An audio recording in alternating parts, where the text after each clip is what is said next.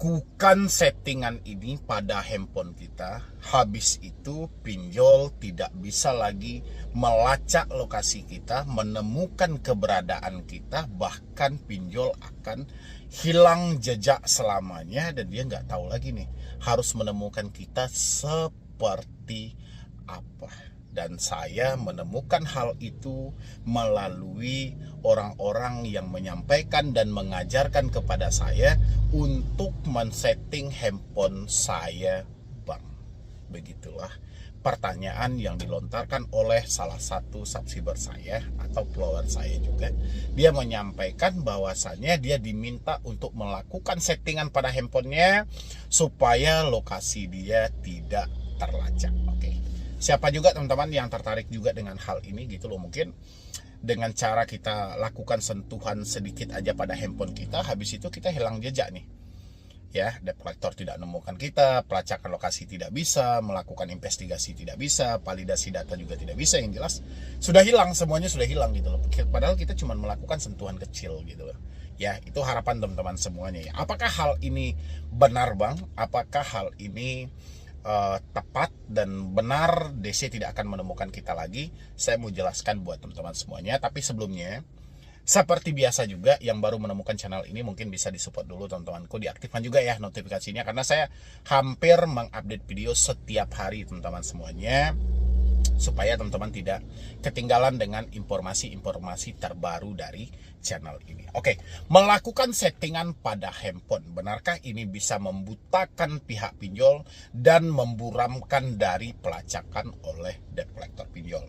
Dengan cara kita men-setting, mulai dari kita menonaktifkan lokasinya sampai kita masuk ke tahap akun Gmail kita gitu loh, dan di sana kita bisa matikan izin-izin per aplikasinya semuanya supaya mereka tidak bisa menembus lagi di mana lokasi kita dan di mana keberadaan kita hari ini gitu loh. Oke, teman-teman, ini tidak mengurangi atau tidak menghilangkan kebahagiaan Anda. Ini adalah suatu kebahagiaan yang sangat luar biasa ya, dan saya juga sangat mengharapkan hal ini gitu loh. Mudah-mudahan semua informasi yang Anda dapatkan itu adalah hal yang nyata dan demi kebaikan teman-teman semuanya. Tapi ya, ada tapinya teman-teman, hal itu omong kosong gitu loh, bullshit semuanya ya. Jadi teman-teman yang bertemu dengan orang-orang yang menawarkan hal itu bisa menghentikan, bisa menyampaikan bahwa pinjol tidak bisa melakukan pelacakan lagi dan segala macam. Dan lagian teman-teman, saya sudah berulang kali membahas hal ini sebenarnya di dalam YouTube ini. Mungkin sudah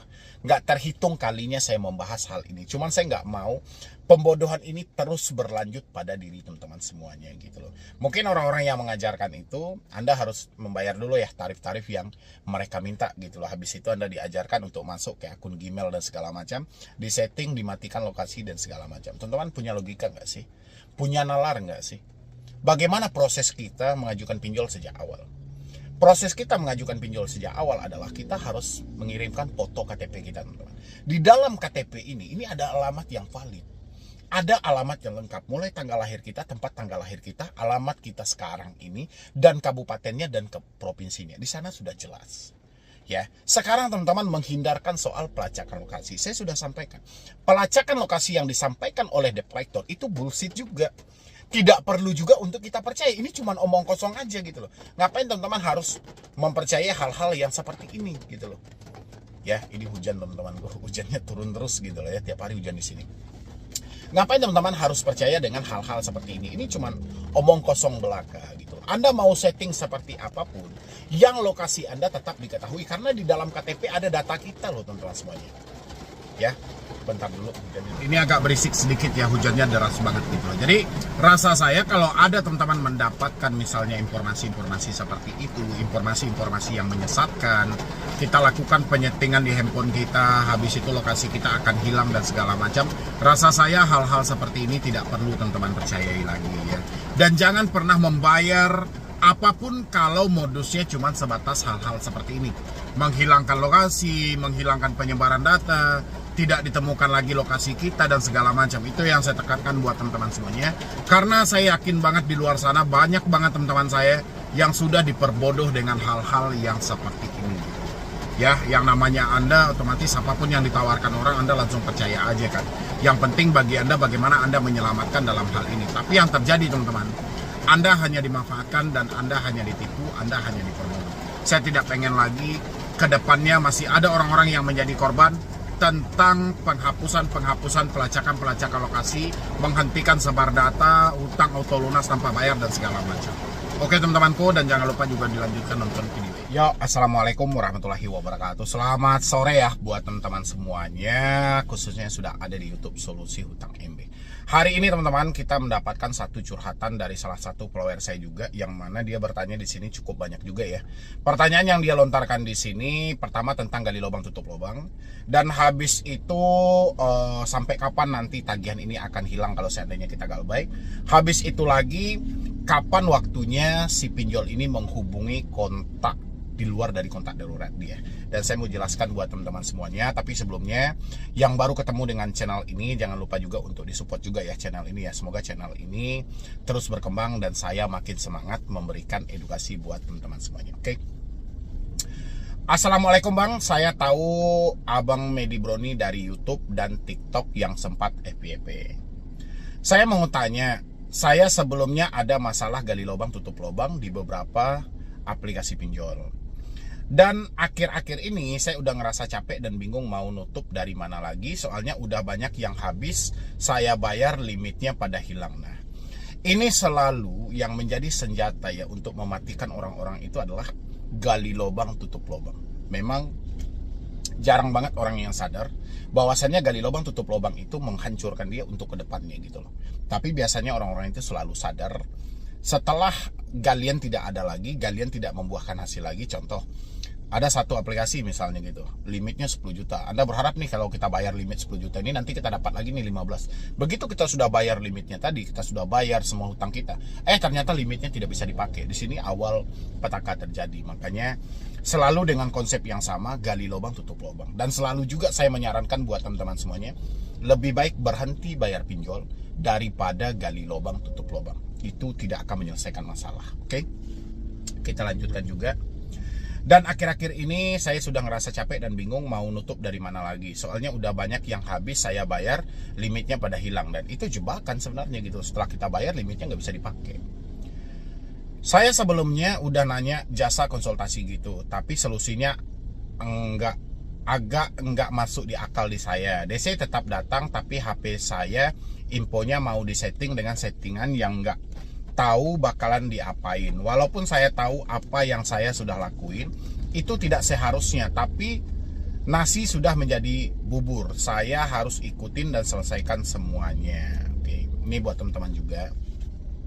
Jasa-jasa konsultasi seperti ini, jasa penyelesaian hutang, jasa pengkaperan hutang dan segala macam, saya sarankan sebisa mungkin itu dihindari teman-teman semuanya. Karena orang-orang ini selalu memanfaatkan kepanikanmu untuk cuan bagi mereka. Banyak hal yang akan mereka lakukan. Bahkan mereka hanya menyarankan kamu untuk ganti kartu aja, itu kamu harus bayar.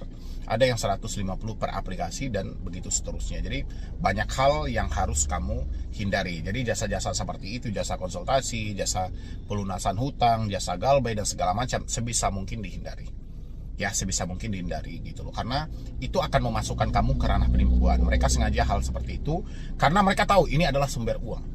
Saya berulang kali juga tuh menyampaikan di video, hati-hati teman-teman semuanya gitu loh. Anda yang terjebak di pinjol, ini saya ibaratkan seperti orang sakit. Orang kalau dalam kondisi sakit, apapun obat yang kita tawarkan, itu mereka telan. Dan begitu obat yang mereka telan itu tidak sesuai lagi dan bahkan itu racun, itu malah terjadi penyesalan. Sudah jatuh ditimpa tangga, di bawahnya ada binatang buas juga. Jadi hampir sama, sudah kita terjebak di pinjol, bayar hutang dengan bunga yang tinggi, gali lubang tutup lubang, malah masuk dengan si penipu-penipu seperti ini. Ya, dihindari ya teman-teman semuanya, walaupun dengan dalih jasa-jasa pelunasan hutang, penghapusan data dan segala macam-macam. Ya, sampai nanti penjualan kertas-kertas busuk, ini harus dikuasakan dulu dan segala macam, itu hindari aja. Oke? Habis itu di sini, dan kalau dari tanggal jatuh tempo, pinjol yang saya ajukan sebelumnya ada yang telat 1-3 harian. Dan sebelumnya untuk izin aplikasi, saya semuanya sudah atur ke jangan izinkan sebelum tanggal jatuh tempo itu. Nah, ini juga harus teman-teman cerna juga.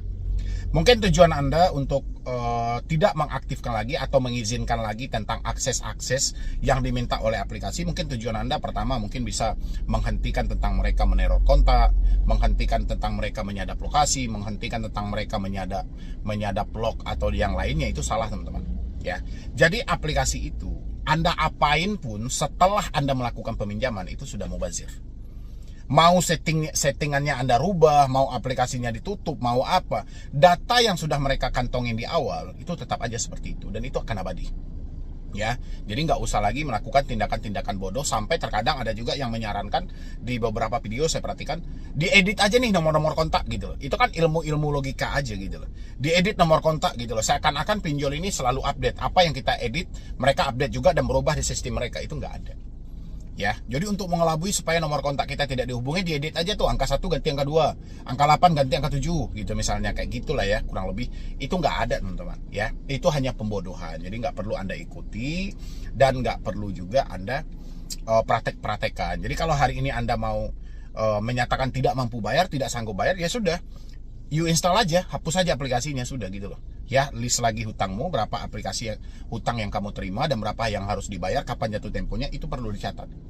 Ya, karena kita nggak tahu nih gambaran nantinya, mana tahu kita ada rezeki, mana tahu kita ada ingin nawaitu untuk membayar, jadi kita tahu harus negosiasinya di angka berapa gitu ya.